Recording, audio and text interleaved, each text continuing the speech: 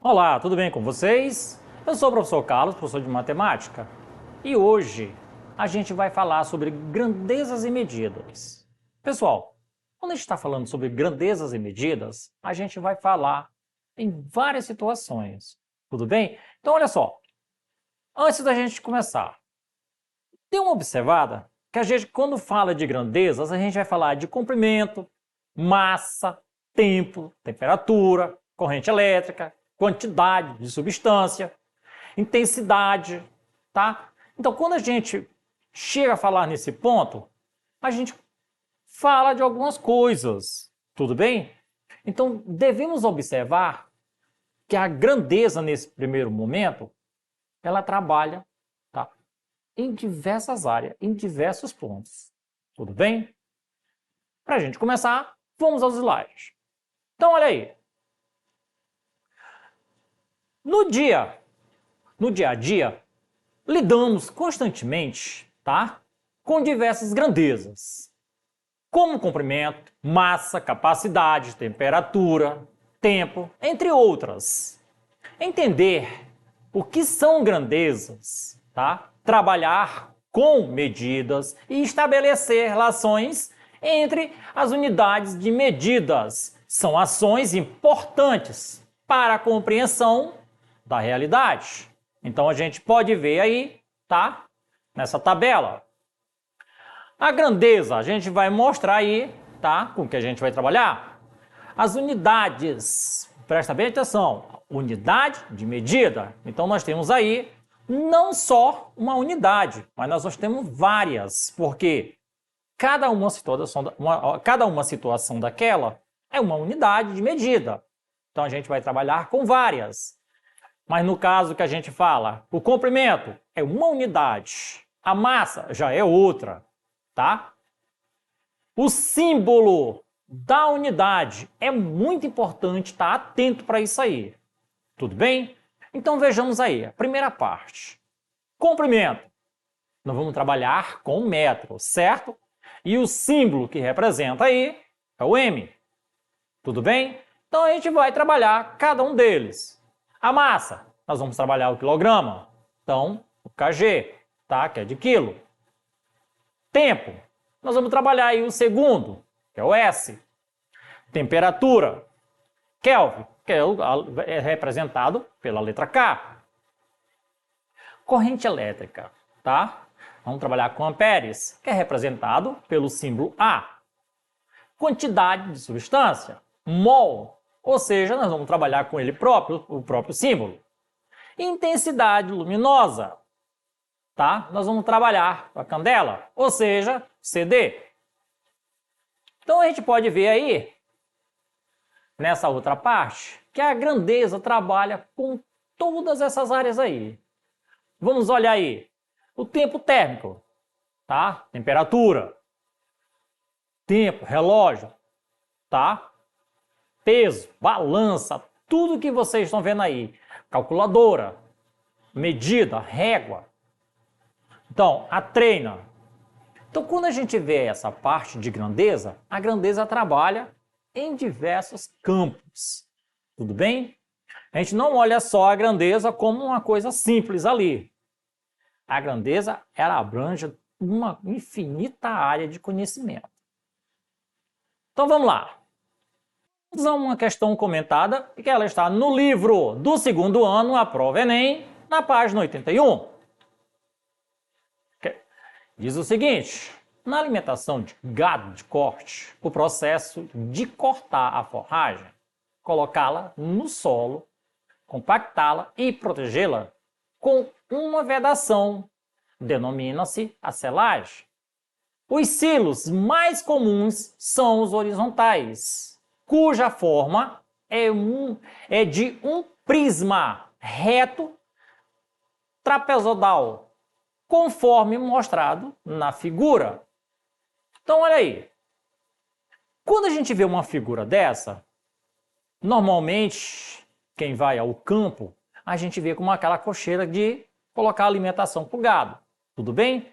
Então, naquele momento ali, a gente vai trabalhar com os ângulos que ela tem e a profundidade, tá? Que nesse caso aqui, nós vamos trabalhar com a altura, que vocês vão ver no desenho representado lá atrás pela letra H. Então, vamos observar. No silo, nós vamos ter a parte de cima, tá? A base maior, representado pelo B maiúsculo. A parte de baixo, a base menor, tá? Representado pelo Bzinho. O comprimento, ao lado embaixo, o comprimento, representado pela letra C. E bem atrás, a altura, representado pela letra H. Na legenda, está bem representado. Como eu acabei de falar, o B representa a largura do fundo, tá? O Bzão, a largura do topo, que é a base de cima. O C, o comprimento do silo, tá? Que é a parte de extremidade. E a letra H, a altura do silo. Considere um silo de 2 metros de altura, 6 metros de largura, de topo e 20 metros de comprimento. Para cada metro de altura do silo, a largura do topo tem 0,5 metro a mais do que a largura do fundo. Após a silagem, 1 tonelada de forragem ocupa 2 metros cúbicos desse tipo de silo.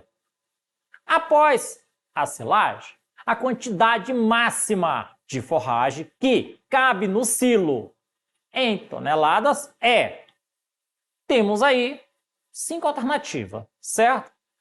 Se a gente prestar bem atenção, pessoal, não é tão difícil. Por quê? Porque se a gente começar a observar o desenho, fica fácil, tá? Então vejamos. Olha só, para cada metro de altura, a largura do topo tem 0,5 metros. Ou seja, a representação aí é meio metro. Tudo bem?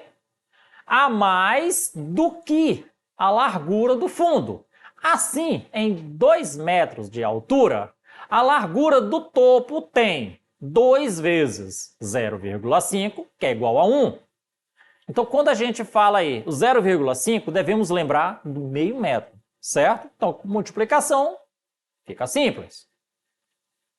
É 2,05, que é igual a 1 metro a mais do que a largura do fundo. Logo, a largura do fundo passa a ser 1 metro menor, assim sendo 5 metros, tá? Que é o que a gente vai observar na figura. Então, podemos ver bem, tá? Olha só. Aqui ela já está colocando as medidas. A altura lá atrás, 2 metros. O comprimento que deu na questão, 20 metros, certo? A parte de baixo, tá, do fundo, 5 metros. E a parte de cima, do topo, 6 metros. Com essas medidas, podemos calcular o volume do silo, que tem a forma de um prisma reto trapezoidal. Então vamos lá. A área da base do prisma é A igual Bzão mais Bzinho vezes H dividido para 2 vezes C. Então, nesse momento, pessoal, devemos sempre estar atento para essa fórmula, tá? Ela é uma fórmula simples, mas nem todas as vezes a gente consegue lembrar dela. Então, observe que quando a gente está trabalhando nesse tipo de situação aí, o parênteses aparece aí 2 vezes, tá? Ele vai aparecer no primeiro momento Bzão mais Bzinho vezes H dividido para 2. Porém, nós temos o comprimento, então ele vai precisar colocar o segundo parênteses e multiplicar pelo comprimento. Então, nesse caso, a gente vai ter A é igual 6 mais 5 vezes 2 dividido para 2. Nesse caso aí, né? E vezes 20. Nesse caso aí não é tão difícil. O que é que a gente vai fazer? A gente vai eliminar o 2, olha. Eliminando o 2 fica mais fácil, correto? Então a gente aí só vai somar 6 mais 5 é igual a 11. E 11 vezes 20 é igual a 220 metros cúbicos. Uma observação. Com essa pegadinha, observe bem, pessoal, com essa pegadinha aí, após a silagem, 1 tonelada de forragem ocupa 2 metros cúbicos, tá? Desse tipo de silo. O que, nesse caso aí, ele é a prisma, tá? Então, nós vamos ter Q é igual 220 dividido para 2, que é igual a 110 toneladas. Portanto, aí, a nossa alternativa correta é a letra A. Deu para observar que, nesse momento, a gente tem que estar sempre atento, tá? Nos momentos de observar a fórmula do cancelamento, porque caso você cancele ali momentos errados, você pode anular toda uma questão, você pode errar. Naquele outro momento eu só cancelei o 2, porque ele dava condições. Mas aí a gente tem que observar onde estava o 5 mais 6. Tem que ter todo um cuidado naquele momento ali, dos dois parênteses. Tudo bem? Então vejamos aí. Uma outra questão.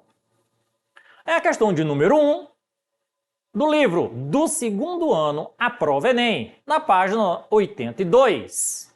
Diz o seguinte: o termo quilate, além de indicar a pureza do ouro, é uma unidade de medida de massa usada para pedras preciosas, como o diamante. O Cullinan, maior diamante já encontrado, tinha 3.106 quilates, quando bruto, sabendo que 1 quilate é equivalente a 0,2 grama, qual era a massa desse diamante?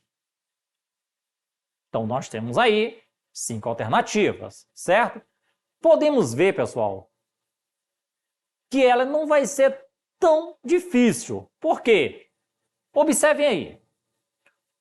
1 quilate é igual a quanto? 0,2 gramas.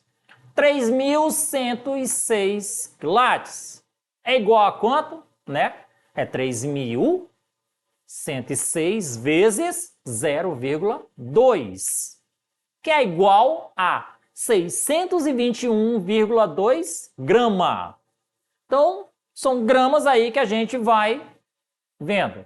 Portanto, o diamante Cullinan tinha 621,2 gramas. Observe que naquele momento lá, eu vou falar no primeiro momento só a letra G. Então, a gente vai falar só grama, tá? Agora, quando vai na parte escrita, tudo bem. Aí a gente vai falar gramas. Observem bem, tá, pessoal? Na segunda linha, lá no final, só falei 621,2 grama. É a representação. Ela é falada desse jeito. Agora, quando ela vai ser escrita em gramas. Tudo bem? Então, continuando. Portanto, aí, a nossa alternativa correta é a letra B. Questão de número 2, que está no livro do segundo ano, A Prova Enem, na página 83. André vai dar uma festa e quer comprar 30 litros de refrigerante em lata. Sabendo que a capacidade de cada latinha é de 350 ml, ele deverá comprar pelo menos... Olha aí, é uma questão simples e fácil de ser entendida. Como nós estamos falando de grandezas, não temos muito o que complementar. Vamos lá. 30 litros. 30 litros aí é igual a quanto? 30 vezes 1000 ml, que é igual a 30.000 ml. E nesse caso aí, o que a gente vai fazer? A gente vai pegar os 30.000 ml e dividir pela quantidade de uma lata, certo? Que é 350 ml, que vai dar aproximadamente 85,7. Logo, para obter 30 litros de refrigerante, são necessários aproximadamente 85,7 latinhas. Portanto, André deverá comprar pelo menos 86 latinhas. Portanto, aí a nossa alternativa correta é a letra A. Então, observe, pessoal, no momento que ele fala 85, olha lá, 85,7 é a quantidade de latinhas. Só que não tem latinhas nessa quantidade. Nós vamos comprar 86 latinhas, certo? Então, ali, por isso que ele dito, é por aproximação. Não é o líquido, e sim a unidade que ele está comprando. Tudo bem? Então, vejamos. Vamos a uma próxima questão. Questão de número 4, que está no livro do segundo ano, a prova Enem, na página 83. Diz o seguinte: desde a sua primeira edição, em 2005, a virada cultural atrai milhares de pessoas de todas as partes de São Paulo e do Brasil, até a região central da cidade. Ao longo dos anos, a festa foi se difundindo cada vez mais por este perímetro, até recentemente incorporar a região da Luz, além da República e Anhangabaú. Uma maneira de estimar a quantidade de pessoas presentes em grandes aglomerações é considerar que 4 pessoas ocupam 1 metro quadrado. Seguindo essa estimativa, o público de uma apresentação da virada cultural no Vale do Anhangabaú, em que as pessoas ocuparam todos os quase 8.000 metros quadrados de área livre, é de aproximadamente, podemos observar aí que nós temos aí 5 alternativas, certo? Aí a gente vai fazer esse cálculo, pessoal, que é uma coisa básica. Se você prestar bem atenção, ele não tem um grau de dificuldade. Olha só. Considerando que 4 pessoas ocupam 1 metro quadrado, tá? A estimativa do número de pessoas para, uma área de aproximadamente 8.000 metros quadrados é... Aí nós vamos pegar o 8.000 vezes 4, tá? Então vai ficar aí. 8.000 vezes 4 é igual a 32.000.